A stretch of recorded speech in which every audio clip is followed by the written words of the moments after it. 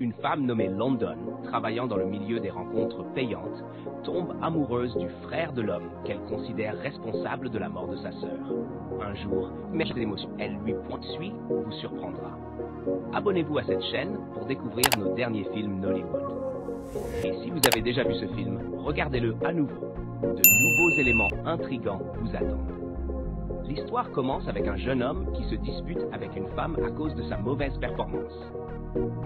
La femme l'insulte, mais le responsable des lieux intervient pour calmer les tensions. Peu après, le jeune homme aperçoit une femme élégante et séduisante. Fasciné, il déclare qu'il la veut. Le responsable lui explique qu'elle coûte très cher, mais il accepte de payer. Après avoir passé la nuit avec elle, il la complimente, disant qu'elle est la meilleure qu'il ait connue. Elle se prépare ensuite à le faire partir, car un autre client doit arriver.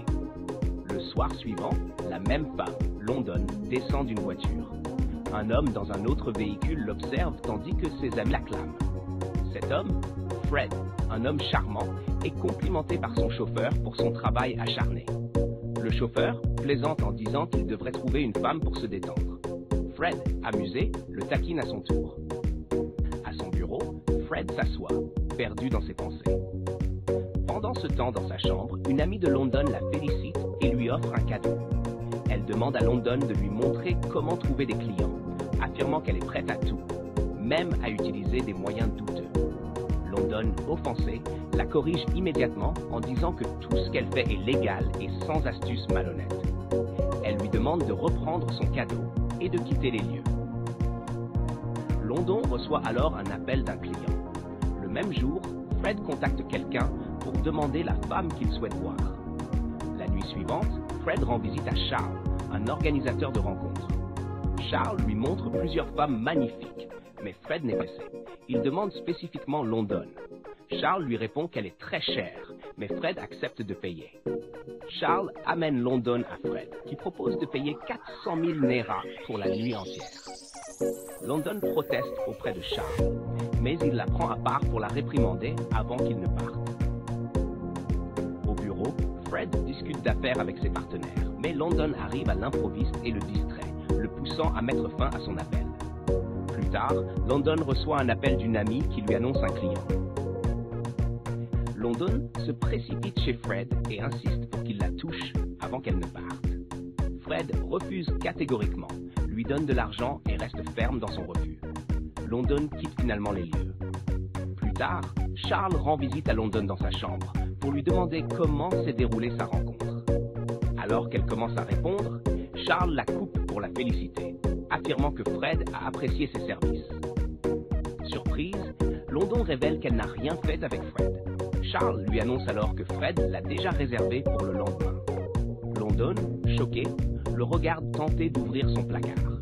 Elle l'arrête immédiatement, refusant qu'il voie son argent. Le lendemain, le chauffeur de Fred est venu chercher London et l'a emmené chez Fred. Il lui a dit que Fred reviendrait bientôt. Alors elle a attendu dans le salon, observant curieusement ses photos. Ce qu'elle ignorait, c'est que Fred la regardait discrètement à travers les caméras de surveillance depuis son bureau. Quelques heures plus tard, London appelait sa fille en sirotant un verre de vin. Elle a rapidement mis fin à l'appel lorsqu'elle a entendu Fred rentrer. Il s'est excusé pour son retard, mais London, contrarié, lui a demandé de la toucher.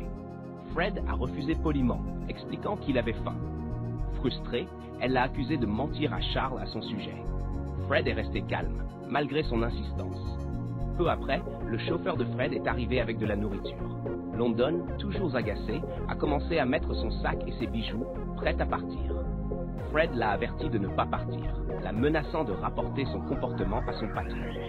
Elle s'est finalement rassie à contre-cœur et l'a regardé manger à la table à manger.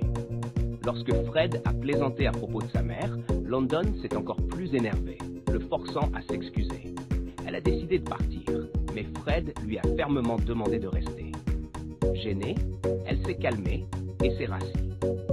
Sur le chemin du retour, London a essayé de discuter avec le chauffeur de Fred à propos de son patron, mentionnant qu'il la payait, mais ne la touchait jamais.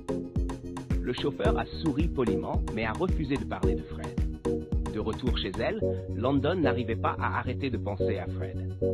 Elle a commencé à suspecter qu'il pouvait être impliqué dans des pratiques obscures ou spirituelles, ce qui l'a rendue anxieuse.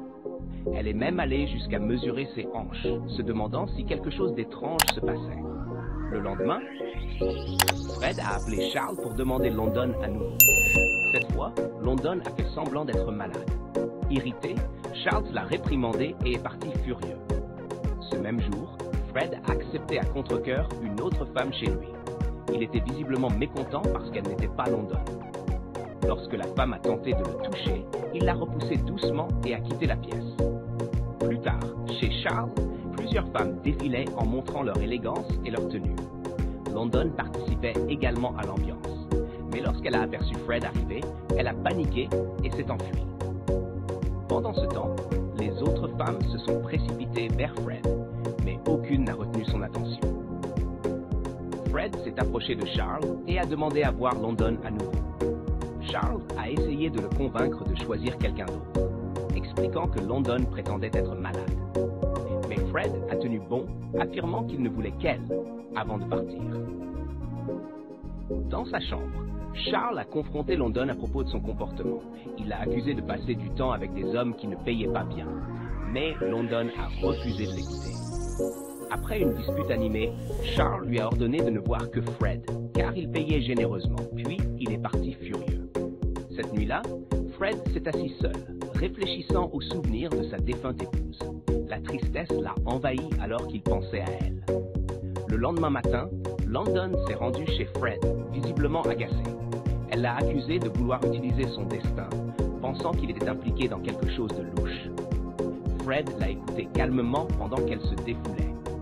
Elle lui a demandé pourquoi il ne voulait qu'elle et pas les autres femmes. Fred a admis qu'il la trouvait spéciale et incroyablement attirante. London, sceptique, a insisté pour qu'il la touche, mais leur conversation a été interrompue par l'arrivée d'une pizza. Pendant qu'ils mangeaient, Fred a entamé une conversation sincère avec London, lui demandant pourquoi elle avait choisi un travail aussi risqué. Elle a répondu que tous les métiers comportaient des risques, mais Fred n'était pas d'accord et a doucement expliqué les dangers de son métier. Ces paroles ont rendu London nerveuse, et elle a commencé à imaginer des scénarios effrayants. À un moment donné, elle a cru que Fred avait verrouillé les portes et s'apprêtait à lui faire du mal. Mais elle a rapidement repris ses esprits et s'est rendu compte que ce n'était qu'une imagination. Fred, toujours calme, lui a proposé de l'aider à lancer une entreprise et a même offert d'investir dans ses rêves. London, méfiante, a insisté pour partir. Fred a tenté de la rassurer, mais elle a perdu son sang-froid et a fait un commentaire blessant sur sa famille. C'est alors qu'elle a appris que toute sa famille était décédée. Se sentant coupable, London s'est excusé, mais Fred lui a demandé de partir. En quittant la maison, Fred est resté seul, visiblement contrarié et perdu dans ses pensées.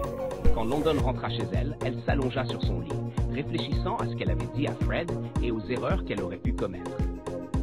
Pendant ce temps, Fred, plongé dans ses pensées, repassait leur conversation dans son esprit.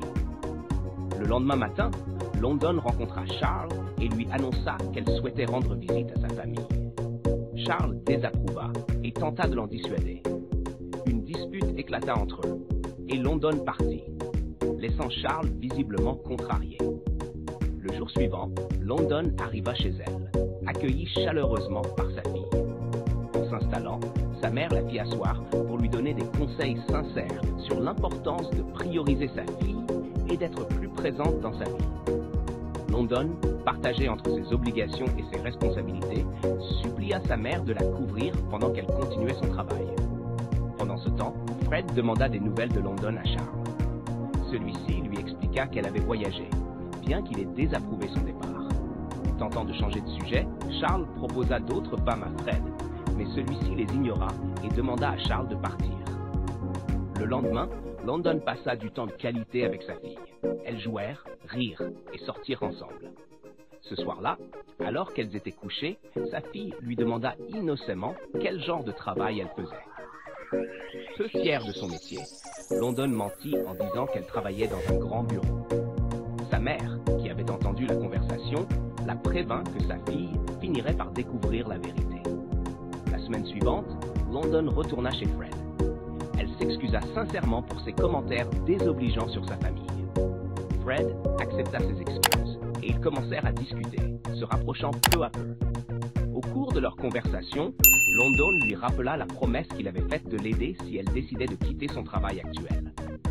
Fred la rassura, appela Charles et paya pour qu'elle passe tout le mois avec lui. Le lendemain, Fred et London firent une promenade en voiture. Ils discutèrent, rirent et apprirent à mieux se connaître. En rentrant chez Fred, London se retrouva dans sa chambre, tentant de le séduire. Cependant, Fred refusa doucement, expliquant que l'amour ne lui avait pas été favorable. Il lui demanda ensuite comment elle était entrée dans ce milieu. London s'ouvrit à lui, ému et en colère, en racontant son passé douloureux. Fred la consola avec un câlin chaleureux et lui offrit une robe pour un rendez-vous le lendemain. Lors de leur sortie, ils passèrent un moment merveilleux. Ce soir-là, en rentrant, Fred porta London jusqu'à sa chambre pour qu'elle se repose. Le lendemain matin, London alla dans la chambre de Fred pour le saluer et le remercier de lui avoir préparé le petit déjeuner. Lorsqu'elle lui demanda ce qu'il attendait en retour, Fred sourit et répondit qu'il l'avait fait simplement parce qu'elle le méritait, sans rien attendre en échange. Au fil des jours, Fred et London passèrent de plus en plus de temps ensemble, peignant, riant et se rapprochant. Une soirée, ils partagèrent un moment romantique dans la chambre de Fred, renforçant leur lien. Le lendemain matin, Fred exprima à quel point il avait apprécié leur moment de la veille. Cependant, il dut partir rapidement pour régler des affaires. Alors que London se levait pour quitter la pièce, ses yeux tombèrent sur une photo de Fred avec l'homme qui avait mis sa sœur enceinte. Les souvenirs douloureux refirent surface et elle sentit une vague de colère monter en elle. Saisissant un couteau, elle confronta Fred, le pointant sur lui et exigeant de savoir pourquoi il était sur une photo avec l'homme responsable de la mort de sa sœur. Fred, calme et posé, la prit doucement dans ses bras et tenta d'apaiser la situation. Dans la chambre de Fred, ils s'assirent pour discuter.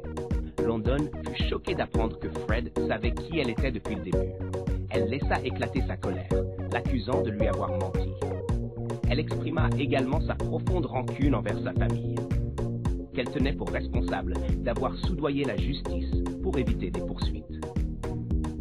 Fred expliqua qu'il était à l'étranger à l'époque et n'était pas au courant de ce qui s'était passé, mais London refusa de l'écouter.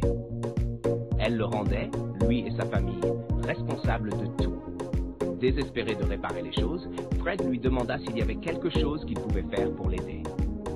London, toujours furieuse, répondit que la seule chose qu'il pouvait faire était de ramener sa sœur. Quand London rentra chez elle, elle fit ses valises, frustrée, et décida de partir. Ce soir-là, Fred demanda à Charles où se trouvait London. À contre-cœur, Charles lui expliqua qu'elle avait emporté toutes ses affaires et était partie. Furieux, Fred laissa exploser sa colère, avertissant Charles de s'assurer qu'il ne lui arrive rien avant de quitter les lieux en trombe. Pendant ce temps, London retourna chez sa famille. Sa mère tenta de lui parler, demandant ce qui s'était passé, mais London refusa de s'ouvrir. Elle déclara qu'elle voulait recommencer sa vie, chercher un travail respectable et ne jamais revenir en ville. Plus tard dans la journée, London passa du temps de qualité avec sa fille, riant et renforçant leur lien. Mais en rentrant chez elle, elle fut stupéfaite de trouver Fred assis dans le salon avec sa mère. Hors d'elle, elle s'en prit à lui, exigeant qu'il parte. Fred, cependant, resta ferme, implorant son pardon et demandant une chance de se réconcilier. Il exprima également son désir de faire partie de la vie de sa nièce, mais London refusa catégoriquement. Alors que leur dispute s'intensifiait, la fille de London entra dans la pièce et demanda si Fred était son oncle, le frère de son père. Fred salua chaleureusement la petite fille avant de partir. Confuse, l'enfant interrogea London sur l'identité de Fred, mais London nia avec colère, affirmant que toute la famille de son père était décédée. Cette nuit-là, la mère de London lui parla doucement, l'encourageant à pardonner Fred et à laisser le passé derrière elle, puisqu'il était innocent et ignorant de ce qui s'était passé. Le lendemain matin, Fred était de retour dans le salon, passant du temps avec sa nièce. Les deux semblaient très bien s'entendre, riant et s'amusant ensemble. Lorsque London entra, elle donna quelque chose à sa fille pour qu'elle la porte à l'intérieur. Fred en profita pour la remercier de lui permettre d'être dans la vie de sa fille. Il la félicita également pour son nouveau travail et s'excusa à nouveau, espérant gagner sa confiance. Cependant, London lui fit clairement comprendre qu'elle n'avait aucune intention de faire partie de sa vie. Le jour suivant, Fred joua au football avec la fille de London et les deux s'amusèrent énormément. London les observa silencieusement à travers la fenêtre, remarquant leur complicité. Plus tard, sa mère lui parla de Fred avec éloge, l'encourageant à lui donner une chance avant de s'éloigner. Le jour suivant, Fred apporta des cadeaux pour la fille de London, qui fut ravie. Lorsque London rentra chez elle, sa fille se précipita pour la saluer et lui montrer les cadeaux, mais London les ignora et s'éloigna. Sa mère s'excusa auprès de Fred au nom de London. En discutant, Fred exprima son amour pour London et partagea son espoir de l'épouser. Touchée par sa sincérité, la mère de London élabora un plan pour l'aider à conquérir son cœur. Ce soir-là, London rentra chez elle et trouva Fred dans la maison, tenant un couteau, l'air tendu et émotif. Il lui avoua combien il avait essayé de s'excuser, mais qu'elle continuait à le rejeter. Se levant, il lui tendit le couteau et l'encouragea à se venger pour sa sœur, si cela pouvait apaiser sa douleur. London hésita, tremblante, tenant le couteau. Les larmes aux yeux, elle avoua qu'elle ne pouvait pas le faire. Fred la rassura, lui disant que c'était parce qu'au fond, elle l'aimait. Bouleversé, London s'effondra en larmes. Fred lui ouvrit son cœur, lui révélant ses véritables sentiments, et ils s'enlacèrent, se réconciliant enfin. La semaine suivante, ils passèrent une journée romantique ensemble sur un bateau, vêtus de magnifiques tenues blanches de créateurs, profitant de la compagnie l'un de l'autre et du paysage splendide. Alors, chers amis, j'espère que vous avez apprécié cette histoire captivante tirée de mon univers cinématographique. N'oubliez pas de vous abonner à cette chaîne pour découvrir d'autres films Nollywood exclusifs. À très bientôt pour une nouvelle vidéo.